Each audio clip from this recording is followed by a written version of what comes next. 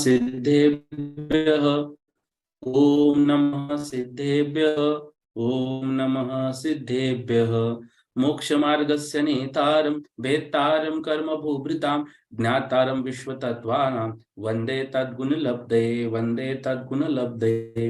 बोलो देवादिदेव 1008 श्री राम सनातन भगवान की जय। आचार्य उमा स्वामी महामुनिराज की जय। आचार्य पूज्यपाद स्वामी महामुनिराज की जय। संत शिरोमणि आचार्य गुरुवर विद्यासागर जी महामुनिराज की जय। निर्यापक श्रमण पुंगव श्री सुधा सागर जी महामुनि राज की जय। समस्त मुनि संघ की जय। सर्वार सिद्धि में तीसरा अध्याय हम सभी पढ़ रहे हैं। 12 वर्षीय अध्ययनरत हम सभी ने 2 दिन पहले जो परीक्षा दी है उस परीक्षा की आंसर शीट मैं बना रहा हूं। लगभग आधी बन गई है, आधी कल और बन जाएगी तो मैं उसको परसों भेजूंगा। बहुत लोगों के मैसेज आए उत्तर पत्रिका भेजने के संदर्भ में। थोड़ा सा स्कूल की व्यस्तता के कारण इतना वक्त नहीं मिल पा रहा है, तो मैं 1-2 दिन में, जैसे कल हो जाएगी फाइनल तो मैं उसको परसों भेज दूंगा। तो आप सभी लोग क्रॉस चेक कर लेना और एक बार वो आंसर शीट पढ़ने के बाद वापिस पुनः एक बार बिना देखे पेपर देना। वैसे बिना देखे ही आपने लिखा है, लेकिन और एक बार बिना देखे वो आंसर की याद करके लिखने से और हमारा अभ्यास अच्छे से हो जाएगा। ठीक है।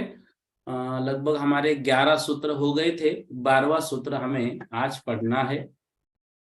देखिए, हेमार्जुन तपनीय वैडूर्य रजत हेममयाः।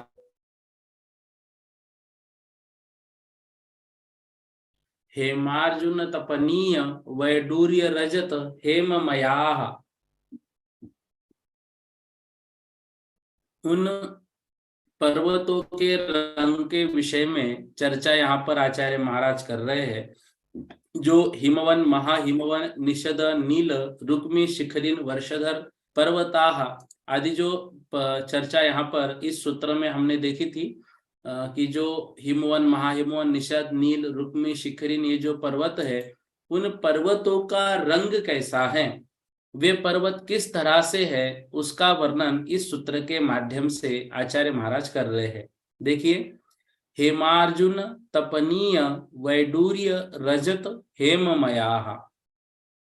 वे जो 6 पर्वत है वे क्रम से, हेम मतलब सोना, अर्जुन मतलब चांदी, तपनीय तपनीय मतलब तपे हुए सोने की तरह, वैडूर्य वैडूर्य मणि की तरह, रजत चांदी, और हेममयाः मतलब सोना, इनके समान रंग वाले हैं। ठीक है ना, इनके समान रंग वाले हैं। देखिए, सर्वार सिद्धि में इस विषय में क्या व्याख्या दी है।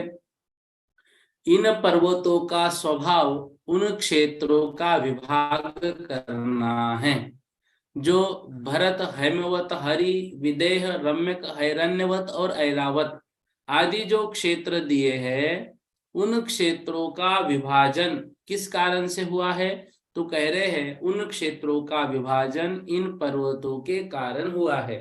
तो इन पर्वतों का कार्य क्या हुआ, इन पर्वतों का स्वभाव क्या हुआ, तो कह रहे हैं इन पर्वतों का स्वभाव उन क्षेत्रों का विभाग करना है।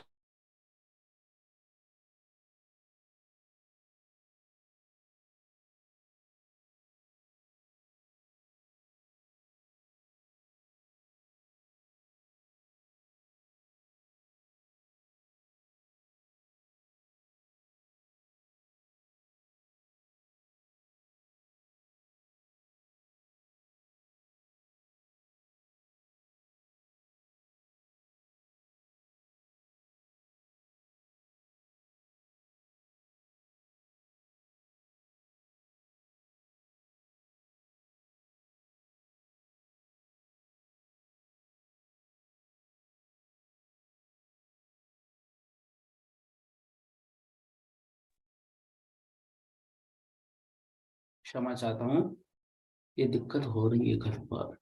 हाँ,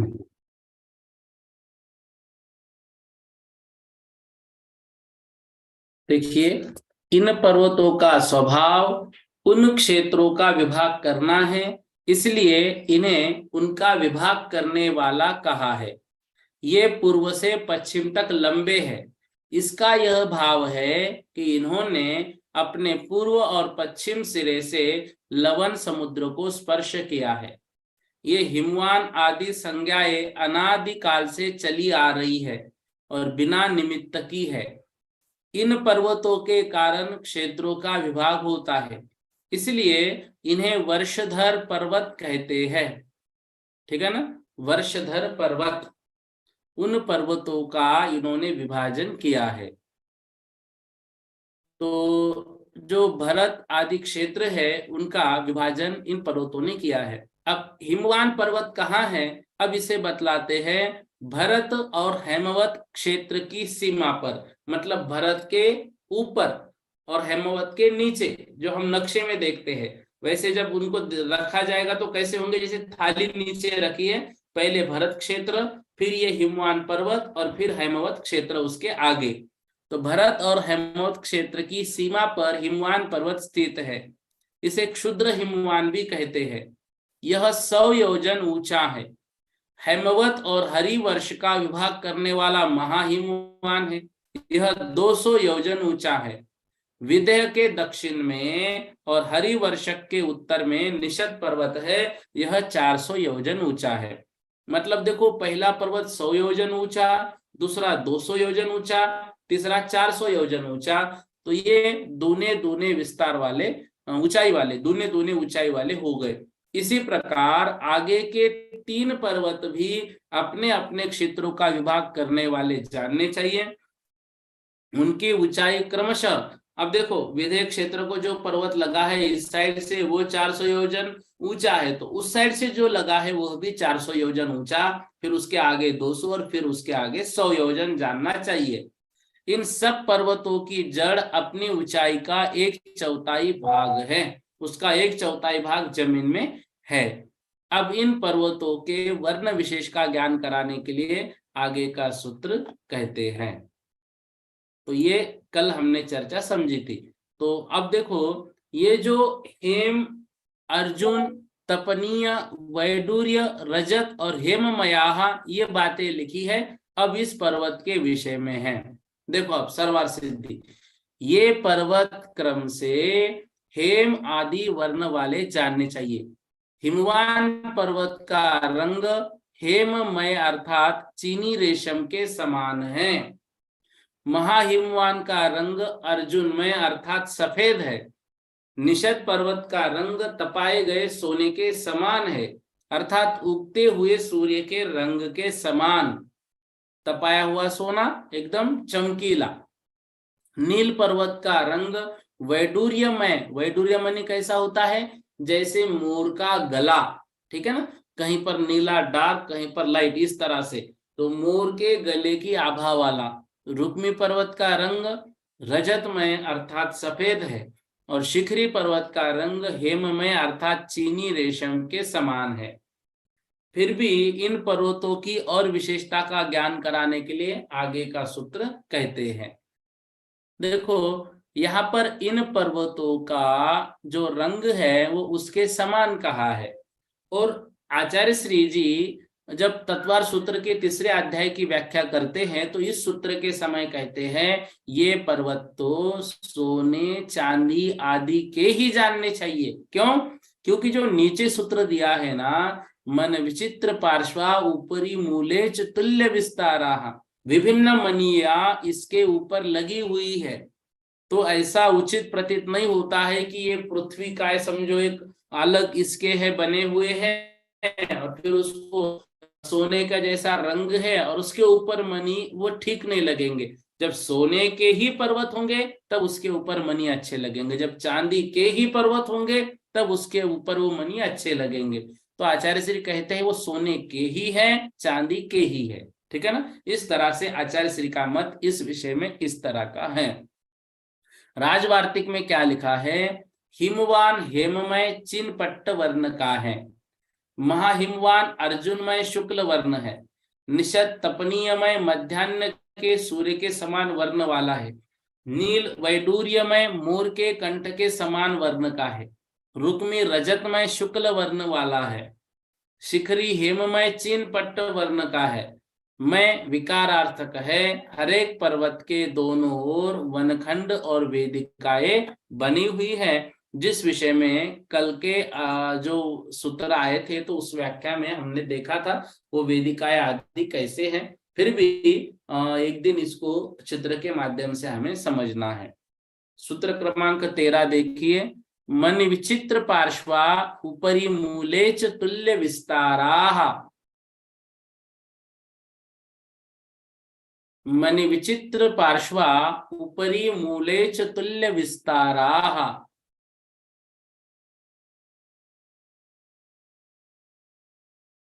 क्या कह रहे हैं देखिए। मनि विचित्र पार्श्वा उपरि मूले च तुल्य विस्ताराः।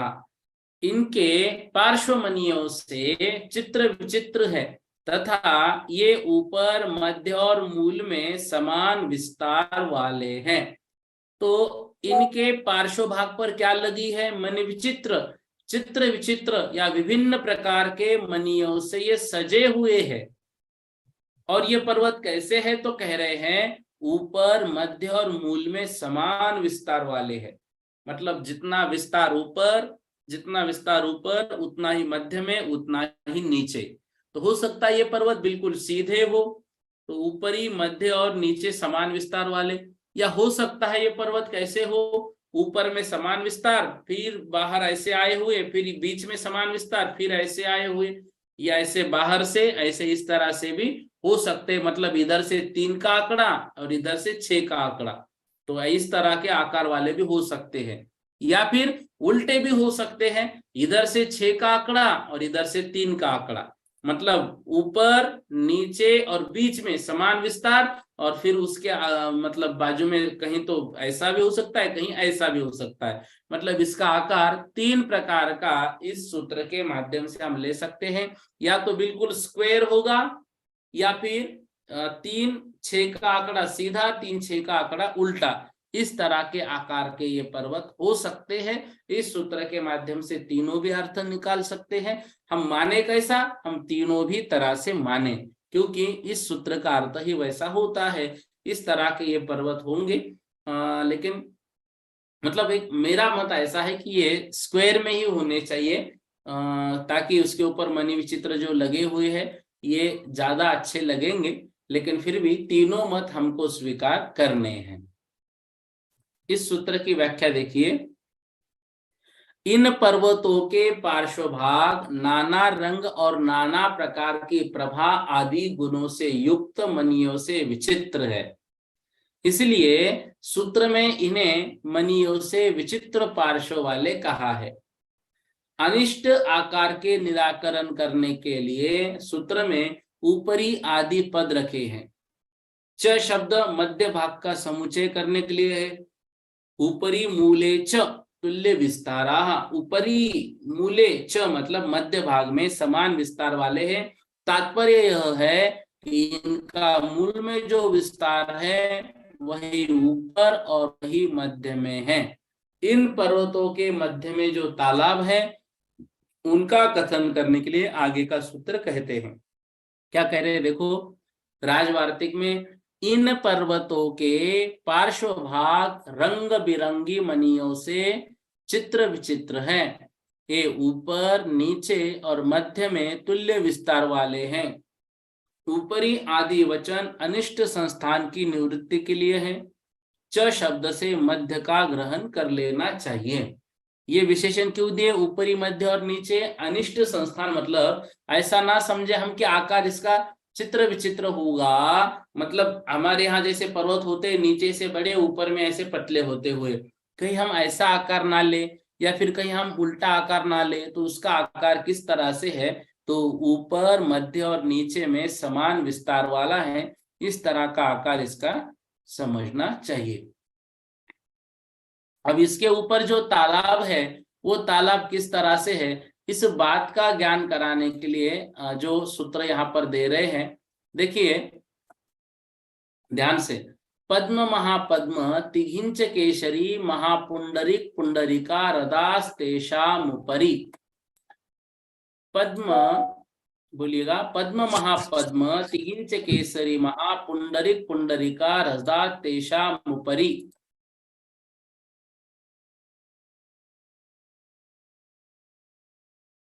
फिर से एक बार, पद्म महापद्म तिघिंच केशरी महापुंडरीक पुंडरीका हृदास्तेषामुपरि।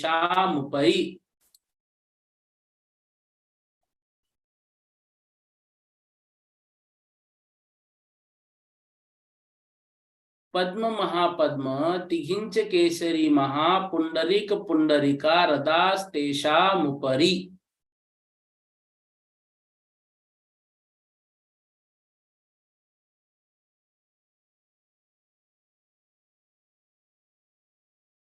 क्या कह रहे, देखो, इन पर्वतों के ऊपर क्रम से पद्म महापद्म तिघिंच केसरी महापुंडरीक और पुंडरीक ये तालाब है।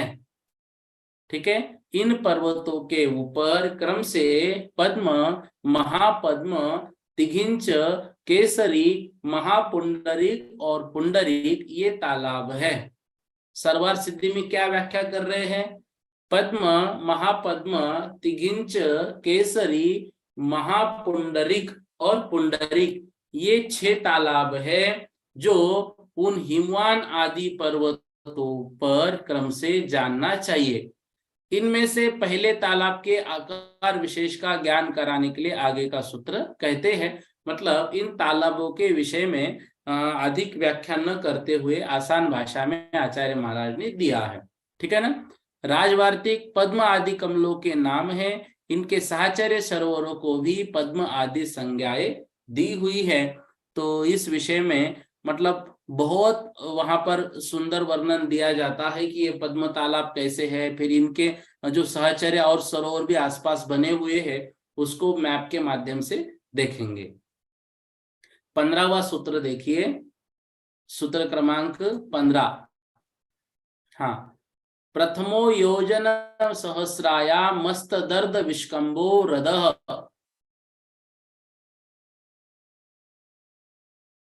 प्रथमो योजन सहस्राया मस्त दर्द विष्कंभो हृदः।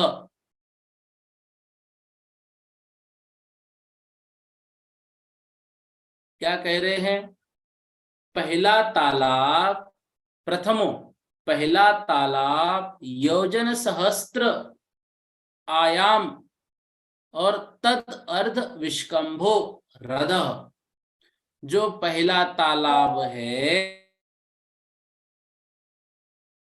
1000 योजन लंबा और तद अर्ध विष्कंभ और उससे आधा वह विस्तार वाला है। ठीक है ना। हृदय मतलब तालाब। तो प्रथमो हृदय पहला तालाब, 1 सहस्र मतलब 1000, तो योजन सहस्त्र 1000 योजन आयाम लंबा और तद अर्ध उससे आधा विष्कंभ मतलब चौड़ा वह पहला तालाब होता है। तो पद्म नाम का तालाब, सरवार सिद्धि की व्याख्या देखिए, पद्म नाम का तालाब पूर्व और पश्चिम तक 1000 योजन लंबा तथा उत्तर और दक्षिण 500 योजन चौड़ा है। इसका तलभाग वज्र से बना हुआ है तथा इसका तट नाना प्रकार के मणियों और सोने से चित्र विचित्र है। इस बात को यहाँ पर हम समझते हैं, मतलब इसका तलभाग वज्र से बना हुआ है और इसका तट नाना प्रकार के मणि और सोने से चित्र विचित्र बना हुआ है पहला तालाब।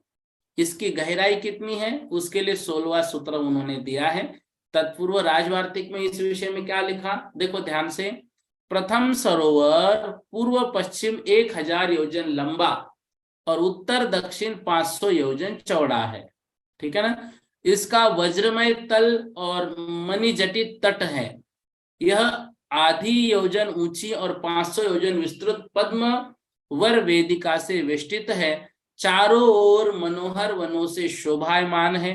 विमल स्फटिक की तरह स्वच्छ जल वाला, विविध जल पुष्पों से परितः, विराजित शरद काल में चंद्र तारा आदि के प्रतिबिंबों से चमचमायमान यह सरोवर ऐसा मालूम होता है मानो आकाश ही पृथ्वी पर उलट गया हो। ठीक है ना, बहुत ही सुंदर विमल स्फटिक की तरह स्वच्छ जल वाला, विविध जल पुष्पों से पारित, विराजित शरद काल के चंद्र तारा आदि के प्रतिबिंबों से चमचमायमान यह सरोवर ऐसा मालूम होता है मानो आकाश ही पृथ्वी पर उलट गया हो। कितना सुंदर वर्णन किया है। जब उसमें ये सारे पुष्प फल आदि दिखते हैं, चंद्र तारे उसमें जब दिखते हैं तो ऐसा लगता है जैसे आसमान ही नीचे उतर आया हो। रामायण का एक प्रसंग आता है कि श्री राम जी जिद कर बैठते हैं कि मुझे चंद्रमा चाहिए। अब जो बच्चे का हट होता है वो जिद पूरी करनी है, अब चंद्रमा तो नीचे नहीं ला सकते और खेलने को उनको चांद ही चाहिए।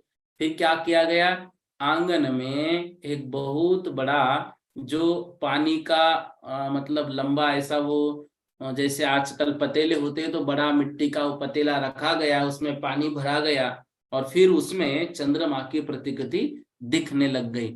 तो ऐसा उनको प्रतीत हो रहा था जैसे चंद्रमा उनके लिए नीचे लाया गया हो और बड़ी प्रसन्नता से श्री राम लक्ष्मण आदि वो चंद्रमा के साथ वहां पर खेलते हैं कि हमारे लिए चंद्रमा धरती पर आया।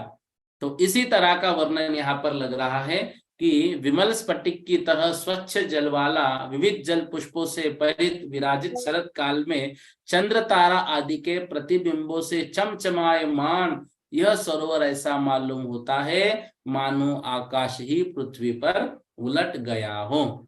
इस तरह से पहले तालाब का जो वर्णन है वह यहाँ पर बताया।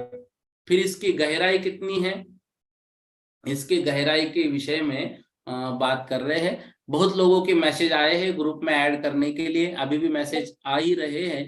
निवेदन करता हूं, एक्चुअली आज मैं बिल्कुल व्हाट्सएप नहीं देख पाया, थोड़ा स्कूल का प्रोग्राम भी था और मॉर्निंग में थोड़ा काम है, मतलब 12 बजे तक वही काम चल रहा है, कल भी थोड़ा वैसा ही काम चलेगा, तो मैंने वो नहीं देख पाया। मैसेज तो आए हुए हैं, मैं लिंक भेजूंगा आज रात में या फिर कल मॉर्निंग जल्दी से ही, तो आप सभी लोग ग्रुप में ऐड हो जाएंगे लिंक के माध्यम से। कल मैं कर लूंगा। सूत्र क्रमांक 16 देखिए। अब उस तालाब की गहराई कितनी है, तालाब का वर्णन तो कर दिया, तालाब की गहराई कितनी है तो 16वें सूत्र में बता रहे हैं 10 योजना वगाह। बोलिएगा 10 योजना वगाह। सूत्र क्रमांक 16 10 योजना वगाह। वह तालाब गहरा कितना है तो कह रहे हैं वह तालाब 10 योजन गहरा है। मतलब क्या हुआ, मतलब ये हुआ वह तालाब पूर्व और पश्चिम तक 1000 योजन लंबा, ठीक है, इस तरह से, उत्तर और दक्षिण 500 योजन चौड़ा, ठीक है। गहरा कितना है 10 योजन गहरा। गहरा कितना है 10 योजन गहरा। जो अभी हमने पढ़ा ना उसका तलभाग वज्र से बना हुआ है, तो वहां तक गहरा कितना है, वहां तक गहरा है वह 10 योजना वगाह, 10 योजन गहरा है। सरवार सिद्धि में क्या लिख रहे हैं, अवगाह अध प्रवेश और निम्नता ये एकार्थवाची है। पद्म तालाब की गहराई 10 योजन है, यह इस सूत्र का तात्पर्य है। नीचे कितना है अवगाह उसका, तो 10 योजन है, ठीक है ना। तो पहले सरोवर की गहराई यदि पूछी जाए तो 10 योजन ही है, ठीक है ना। फिर इनके बीच में क्या है, हमने पढ़ा तालाब की जो लंबाई है वो कितनी है, जो विस्तार है वो कितना है, जो गहराई है वो कितनी है, ये सब बातें हम समझ गए। इस तालाब में पानी ये भी समझ गए। इस तालाब के बीच में क्या है, इस तालाब के बीच में क्या है, इसके लिए 17वां सूत्र लिख रहे हैं तन्मध्ये योजनम पुष्करम।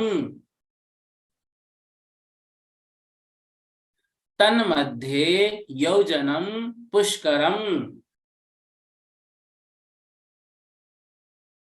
इन सब के बीच में 1 योजन का कमल है। तन्मध्ये योजनम पुष्करम। उन सब के बीच में एक योजन का पुष्करम, पुष्करम मतलब क्या, कमल है। कहां पर, इसके बीच में, इस तालाब के बीच में एक योजन का एक कमल बना हुआ है। कहते हैं यह कमल पृथ्वी कायिक है, न कि वनस्पति कायिक। इसका आकार कमल की तरह है, इसलिए इसको कमल कहा है। सरवार सिद्धि में क्या लिख रहे हैं, लिख रहे हैं सूत्र में जो योजनम पद दिया है उससे एक योजन प्रमाण लेना चाहिए। तात्पर्य यह है कि कमल का पत्ता 1 कोस लंबा है, उसकी कर्णिका का विस्तार 2 कोस का है, इसलिए कमल 1 योजन लंबा और 1 योजन विस्तार वाला है। इस कमल की नाल जलतल से 2 कोस ऊपर उठी है और इससे पत्तों की उतनी ही मोटाई है। इस प्रकार का यह कमल जानना चाहिए। तो यह योजन कैसा है, तो कह रहे हैं योजनम जो पद दिया है वो 1 योजन प्रमाण लेना चाहिए। तात्पर्य यह है कि कमल का पत्ता 1 कोस लंबा है, जो पत्ता है कमल का ऐसा होता है वो 1 कोस लंबा है, उसकी कर्णिका का विस्तार 2 कोस का है, उसकी जो कर्णिका है उसका विस्तार 2 कोस का है, इसलिए कमल 1 योजन लंबा है, लंबा 1 योजन है और 1 योजन विस्तार वाला है। इस कमल की नाल जल तल से 2 कोस ऊपर उठी है, इसके पत्तों की उतनी ही मोटाई है। इस प्रकार यह कमल जानना चाहिए। अब दूसरे तालाब के कमलों की लंबाई आदि का वर्णन करने के लिए आगे का सूत्र कहते हैं 18वां। देखो ये जो कमल है इसके मध्य में जो 1 योजन का कमल है, राजवार्तिक में क्या लिखते हैं, इसके पत्ते 1-1 कोस के और कनिका 2 कोस विस्तृत है, जल से 2 कोस ऊंचा नाल है और पत्रों का भाग भी 2 कोस ऊंचा ही है। इसका मूल भाग वज्रमय, कंद अरिष्ट मणिमय, मृणाल रजत मणिमय और नाल वैडूर्य मणिमय है। इसके बाहरी पत्ते सुवर्णमय, भीतरी पत्ते चांदी के समान, केसर सुवर्ण के समान और कनिका अनेक प्रकार की चित्र विचित्र मणियों से युक्त है। इसके आसपास 108 कमल और भी है। इसके ईशान, उत्तर और वायव्य में श्री देवी और सामानिक देवों के 4000 कमल हैं। देखो ये कमल अकेले नहीं है, क्या कह रहे हैं, इसका मूल भाग वज्रमय, कंद अरिष्ट मणिमय, मृणाल रजत मणिमय और नाल वैडूर्य मणिमय है। पत्ते सुवर्णमय है, मतलब पिंक है ऐसा नहीं है, भीतरी पत्ते चांदी के समान है, केस स्वर्ण के समान है और कनिका अनेक प्रकार की चित्र विचित्र मणियों से युक्त है। इसके आसपास 108 कमल और भी है। इसके ईशान उत्तर और वायव्य में श्री देवी और सामानिक देवों के 4000 कमल है। आग्नेय में अभ्यंतर परिषद देवों के 32,000 कमल है। दक्षिण में मध्यम परिषद देवों के 40,000 कमल है। नैऋत्य में बाह्य परिषद देवों के 48,000 कमल है। पश्चिम में 7 अनिक महत्तरों के 7 कमल है। 4 दिशाओं में आत्मरक्ष देवों के 16,000 कमल है। ये सब परिवार कमल मुख्य कमल से आधे ऊंचे हैं, मतलब मुख्य कमल जो है उससे आधे भाग तक उनके सहायक कमल इतने सारे बने हुए हैं, मतलब बहुत बड़ा विस्तार है ये। देखो तालाब का विस्तार ही इतना बड़ा दिया है, यह पूर्व से पश्चिम 1000 योजन लंबा 1000 योजन कैसा है, ये लंबा है और उसमें कमल कितना दिया है, 1 योजन प्रमाण ही। तो बाकी कितना बचा अभी सोचिए, 1000 योजन में से 1 योजन ही गया, 999 योजन बाकी है।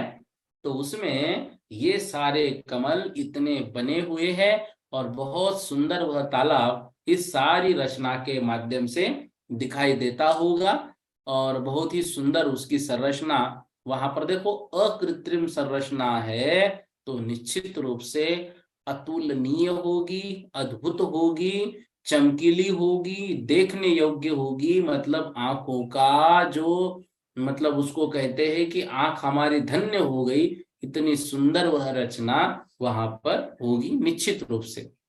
ठीक है ना। हमने देखा है क्या, तो कहते हैं सूक्ष्मांतरित दूरार्था प्रत्यक्ष कस्यचिदत्वा अनुमेयत्व न ज्ञातो। हमें उसका ज्ञान कैसे करना है, अनुमान से। कैसे अनुमान से, सूक्ष्म जो एकदम सूक्ष्म पदार्थ है, अंतरित जिसमें गैप पड़ गया है, और दूरार्था जो हमसे दूर है। सूक्ष्म मतलब कर्म आदि सूक्ष्म है, दिखते नहीं है।